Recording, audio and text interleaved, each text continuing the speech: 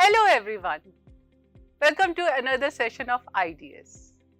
Research has become an integral part of contemporary academic world. But why is it so? Why is it so important? And how do we conduct research? How is IDS research different from other researches? We will try to answer all these questions in today's video, but before that, let's understand what research is. So research is a systematic or organized process of investigating a topic or a problem to gain new information, new insight and reach conclusion. The significance of research is it drives progress and innovation. So in a way, it is expanding our knowledge. It facilitates insight and decision making. So research is helping us to make informed decisions. It serves as a foundation for advancement in various fields of life. And last but not the least, it fosters technological development. Now let's take a look at the interdisciplinary research, how it is different from other researches. The beauty of IDS research is that it integrates information, data, technique, tools, perspective, concept, theories of more than 2 disciplines. So how does it help us? It helps to advance our fundamental understanding of these complex issues or the problems the world is facing, whose solution is beyond the scope of one single discipline. So we can safely say that IDS research helps to solve the complex problem of the world. Now let's talk about the research design. Research design is a plan or framework which is used to conduct a research. So it involves the methods and the approaches of data collection as well as analysis of data. And finally, to answer the research question. Now let's talk about research process. The first and foremost step of research process is research question. Your research question should be absolutely clear, crisp, and there should be no element of ambiguity. Literature review. It helps us to develop deeper understanding of the problem. Also, it helps us to learn how the problem was addressed in previous research. Research methodology are specific procedure of data collection and data analysis. Data collection can be of various types. For example, quantitative data, where the responses are taken in the form of number.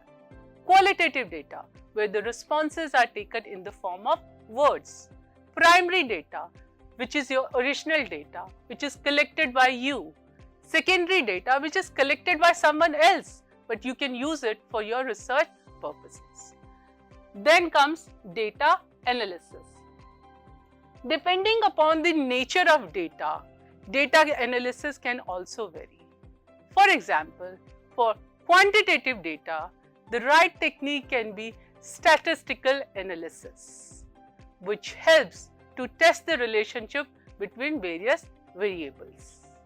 For qualitative data, the right technique can be thematic analysis method, which helps us to interpret the pattern in the data and also the meaning in the data.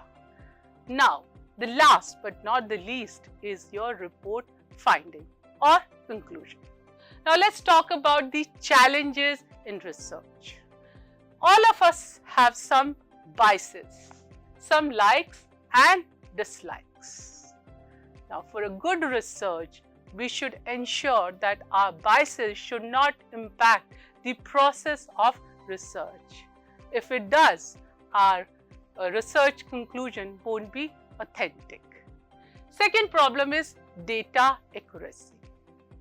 If the data collected is inaccurate, then the data analysis will also be inaccurate, and that will lead to inaccurate conclusion.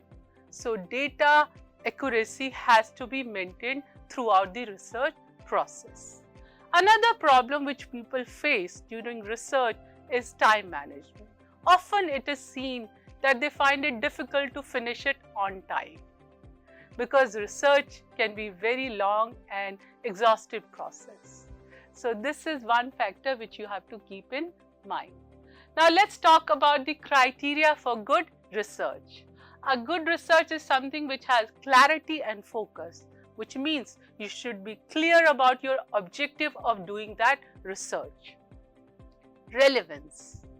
Your research should address a problem. It should have some utility. Research methodology should be rigorous and appropriate. Your outcome of research should be valid and reliable. You must follow ethical standards throughout the process of research.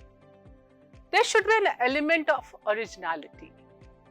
Your research must add something new, new information, new insight, new perspective. It should be replicable by others, and last but not the least, if it is peer reviewed, it adds to the value and authenticity of your research. So in today's video, we talked about what is research, the research process, research design, the criteria of good research. Now is the time for your task. Conduct a research on the impact of social media on high school students of Delhi. That is all for today. I will see you very soon in a new video. Till then, take care. Happy learning.